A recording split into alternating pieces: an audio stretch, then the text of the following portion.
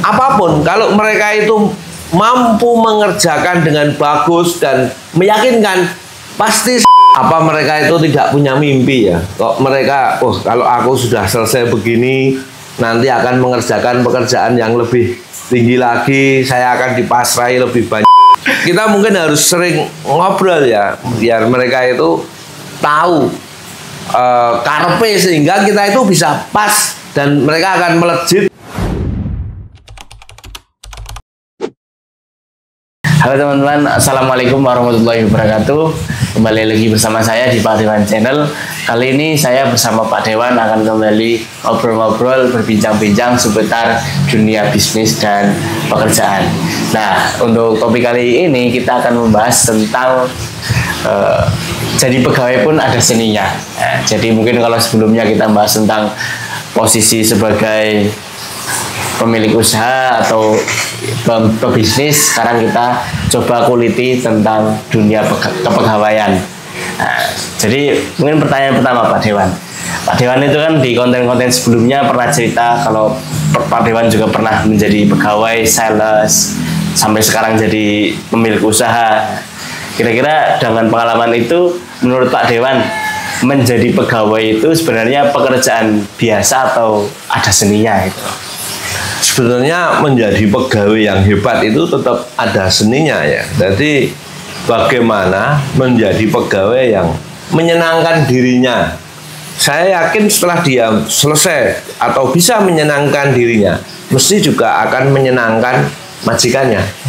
Dalam arti kalau seorang wira swasta itu mungkin majikannya ya pelanggan, mungkin juga bisa pemasok, mungkin juga bisa bank yang mendanai. Nah, seorang pegawai mungkin langsung berhubungan dengan pemiliknya ya. Tapi sebetulnya seorang pegawai itu bagaimana dia mau memaksimalkan apa yang dia punya, yaitu pikirannya. Tetapi sekali lagi ini di lingkungan UMKM, bukan di pabrik besar mungkin ya. Yang di UMKM itu bagaimana mereka mau setelah ini selesai dia menyiapkan terus dan dengan senang hati. Lah, tapi ini kok jarang sekali ya, dia itu mau menata, menyiapkan, memikirkan apa yang akan terjadi. Dan setelah saya diskusi dengan beberapa teman yang sudah punya usaha itu, kebanyakan mereka itu setelah lama berusaha, mulai punya uang sedikit, dia mulai bermasalah dengan SDM. Jadi emang istilahnya nggak ungkapan bahwa banyak orang kerja itu hanya sekedar kerja itu ya memang terjadi betulan gitu ya Pak. Karena jarang orang yang benar-benar memeras otaknya, meluangkan waktunya untuk menjiwai pekerjaannya itu gitu. Ya, jarang sekali.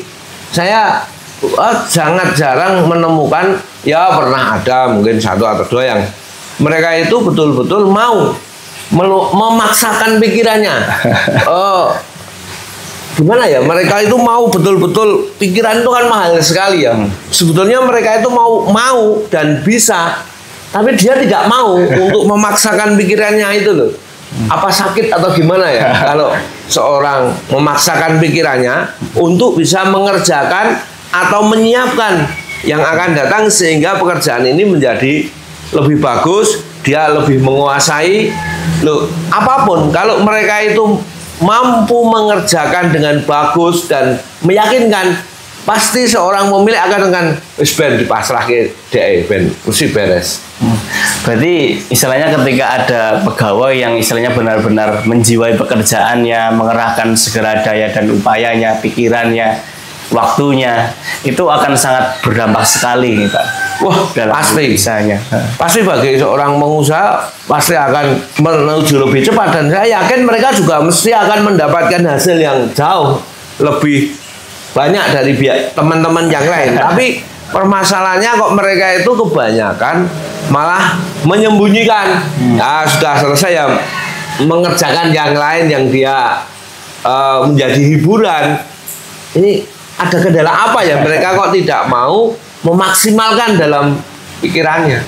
Padahal ketika dia sudah bisa mengerjakan tanggungannya secara lebih cepat dan lebih efisien, terus masih ada spread waktu sisa, dan dia mau bercerita dan mengungkapkan kira-kira bisa diisi apa lagi, itu akan sangat baik untuk masa depan karirnya gitu Pak. Iya, tapi mengapa kok tidak mau? Saya itu sering memikir, makanya orang sering bilang pegawai, padahal menurutku kok kalau dia mau, apa yang dia takuti? Memang saya belum pernah menjadi pegawai yang lama ya, atau mungkin dia merasa aku harus dapat banyak, ayo mengewangi ya. Atau bagaimana, saya juga belum pernah. Kalau ditanya itu belum tentu dia tuh mau mengungkapkan isi hatinya, karena memang setelah mereka mengerjakan dengan baik itu juga belum tentu terus labanya meningkat. Nah mungkin apa harapannya setelah mereka itu bekerja dengan baik terus gajinya naik gitu ya. Boleh jadi seperti itu ya. Nah, pekerjaan mereka yang dilakukan dengan baik itu belum tentu langsung berdampak saat itu untuk mendapatkan lebih banyak, karena di saat ada salah juga yang nanggung bukan pegawai. Tapi setidaknya ketika pegawai sudah ada di step itu akan punya tempat di hati atasan atau pemilik gitu ya Pak. Iya, itu sudah pasti. Tapi permasalahannya mengapa dia tidak mau mencari tempat ya? Mereka tidak tahu atau tidak mau ya. Saya kurang begitu paham ya menghadapi mereka, mengapa kok mereka itu tidak mau memaksimalkan dan menganggap bahwa pekerjaan ini penting saya selesaikan dengan yang terbaik. Tapi kalau bisa dihindari yang agak sulit-sulit itu. Jadi selain itu juga kan ada orang juga mengungkapkan bahwa SOP-nya cukup sampai di situ, terus jam kerjanya juga cukup di situ gitu. Nah itu menurut Pak Dewan sebenarnya orang yang berpegangan pada SOP dan jam kerja itu sebenarnya itu adalah baik untuk masa depan karirnya, atau itu malah justru jebakan gitu Pak, sehingga membuat dia stagnan gitu. Sebenarnya ya bukan jebakan ya, cuma kalau dia mau mengerjakan atau mau berpikir lebih keras lagi itu dia itu akan lebih menguasai dengan pekerjaannya, dan dia itu sebenarnya akan lebih bahagia. Tapi alasannya mungkin kesel ya. Nah, apakah kalau dia mengerjakan sesuatu yang menurut dia baik dan senang itu juga cepat kesel? Harusnya tidak. Harusnya tidak lah. Tapi kok kebanyakan mereka tidak mau. Alasannya apa sebetulnya kok mereka tidak mau memaksimalkan pikirannya? Ya mungkin juga karena masih belum benar-benar suka gitu atau menjiwai gitu, sehingga itu yang menjadi problem, sehingga susah untuk itu. Makanya langkah pertamanya mungkin benar-benar kita harus menjiwai apa yang sedang menjadi pekerjaan dan tanggung jawab kita itu dulu gitu. Apa mereka itu tidak punya mimpi ya? Kok mereka, kalau aku sudah selesai begini, nanti akan mengerjakan pekerjaan yang lebih tinggi lagi, saya akan dipasrai lebih banyak lagi. Atau mungkin kadang-kadang mereka itu ilmunya kurang komplit ya. Nah, harusnya dia bukan hanya sebatas melapor, tapi juga harus menanyai. Mungkin dia ditanyai agak keras sedikit aja terus pucat. Sebetulnya kan harus jangan seperti itu, cuman ditanyai.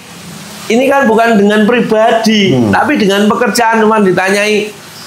Mama ditanyai lampunya mati gitu aja, nggak mau nanya sebelah mana. Kan lampunya panjang sekali di jalan itu. Saya nggak tahu apa yang ada dalam benaknya, atau wah nanti dimarahi. Padahal dia tidak marah. Saya yakin dia tidak marah. Dia ya cuman omong aja biasa, nggak ngapa-ngapa. Justru kalau marah, kalau masih ngomong itu dia tidak marah. Tidak marah. Kalau sudah diam nggak mau ngomong, nah itu sudah marah level lanjut ya. Itu ya marah beneran.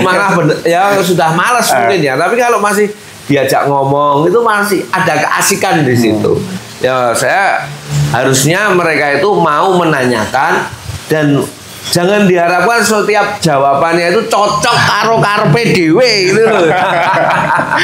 Nah itu yang sulit, bahwa kita itu selalu mengharapkan jawaban yang kita tanya itu sesuai dengan yang kita harapkan. Jadi ya istilahnya memang benar-benar kita juga harus mempersiapkan diri kita dulu ketika prosesnya. Kan tadi misalkan kita sudah punya luang waktu, terus kita menyampaikan, menanyakan, dan siap-siap kalau misalkan ketika kita mencoba menanyakan dan menanyakan mendapat jawaban yang mungkin tidak mengenakan dari kita gitu Pak.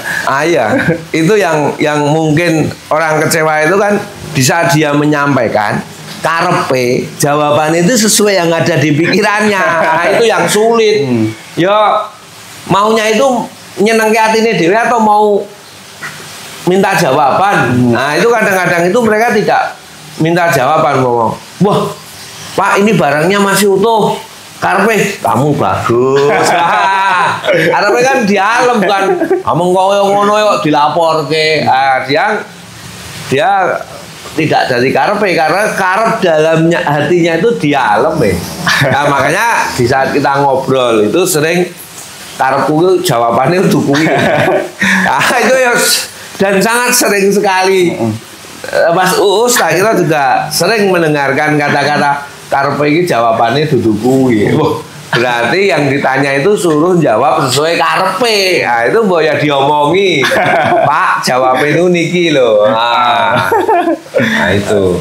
Mungkin ya seperti Dapa itu pakai tulisan ini loh jawabannya aku mau ngomong. Nah, itu bisa tepat ya. Mungkin bagus juga ya kalau orang mau ngomong yang ada di hatinya disampaikan, karena kadang-kadang kita itu nggak tahu maksud hatinya dia itu nggak tahu sehingga mereka sering kecewa. Nah, mungkin ya kalau jawabannya itu selalu bisa sesuai dengan yang dia harapkan, kayak apa ya jadinya? Kayak orang pacaran itu mungkin ya. Benar-benar sehati sepemikiran. Ya tapi kan begitu menikah beda. Nah, tapi misalkan tadi pun ketika konteksnya pegawai yang mulai mencoba sering menanyakan atau apa itu yang kadang-kadang tidak mendapatkan jawaban yang sebagaimana diharapkannya, tapi ketika dia tidak sekali dua kali dan lama-kelamaan kan bukankah itu akan menjadi pola tersendiri sehingga dia bisa paham karakter pemilik seperti atau atasan seperti apa, sehingga dia bisa tahu sukanya seperti apa, yang mana ketika dia udah tahu kebiasaannya, kesukaannya, itu yang akan menentukan masa depan gitu Pak. Wah, kalau mereka bisa seperti yang Mas Uus sampaikan ya ini. Tapi kan ya mereka mengapa kok tidak mau menjalankan seperti yang diharapkan Mas Uus ya. Nah, itu kita mungkin harus sering ngobrol ya biar mereka itu tahu karepe sehingga kita itu bisa pas dan mereka akan melejit dan bisa menjebol pintu-pintu atau kalau bahasa di sungai kunci-kunci sehingga mereka itu bisa lebih sukses. Nah, terus berarti kira-kira misalkan pegawai yang sudah ada di level yang berbeda dengan yang pada umumnya gitu, kalau dari perspektifnya Pak Dewan sendiri, apakah ada tanda-tandanya gitu? Ada, pasti mereka akan menyiapkan atau senyumnya juga berbeda karena mereka siap kok. Mereka siap, mereka menyiapkan, tapi juga kita siap dituntut. Di saat ngobrol, tetapi mungkin kalau menyampaikannya tepat dan ada analisanya, mungkin juga dia bisa menerima. Jadi mungkin ketika seorang pegawai itu lebih sering diajak ngobrol, lebih sering terlihat menyenangkan, itu sebenarnya dia menandakan bahwa dia udah ada di level yang berbeda dibanding yang lainnya. Betul, mungkin juga kadang-kadang mereka lebih enak diajak ngomong sehingga mereka itu akan menyampaikan yang sesungguhnya ya, dan mereka tidak ada marah dan tersinggung. Berarti ya ketika sudah ada tanda-tanda yang seperti itu, berarti itu tandanya ada peningkatan dalam jenjang karir kita. Dan mungkin terakhir Pak Dewan, untuk teman-teman di luar sana, apakah ada pesan atau sebenarnya rumus umum gitu, seni menjadi pegawai supaya bisa melejit? Di saat Anda ngobrol dengan pimpinanmu, sebetulnya Anda sudah punya jawaban. Kalau Anda pengen senang terus, tulisi aja jawabannya ini loh Pak. Oke teman-teman sekalian, itu tadi obrolan kita pada kesempatan kali ini. Jadi pegawai pun ada seninya. Ketika kita bisa menerapkan seni-seni itu, insya Allah kita akan lebih cepat melesat, melejit, naik jenjang karir kita. Jadi dari teman-teman, jika ada yang ingin ditanyakan, bertanya, atau ada kritik dan saran, bisa tulis di kolom komentar di bawah, nanti kita bisa diskusikan. Terus mungkin kita juga bisa bikinkan konten terkhusus tersendiri. Jadi jangan lupa like, share, subscribe, dan nyalakan lonceng notifikasinya agar teman-teman tidak ketinggalan konten-konten menarik dari kita selanjutnya. Dari saya kurang lebih mohon maaf. Wassalamualaikum warahmatullahi wabarakatuh. See you.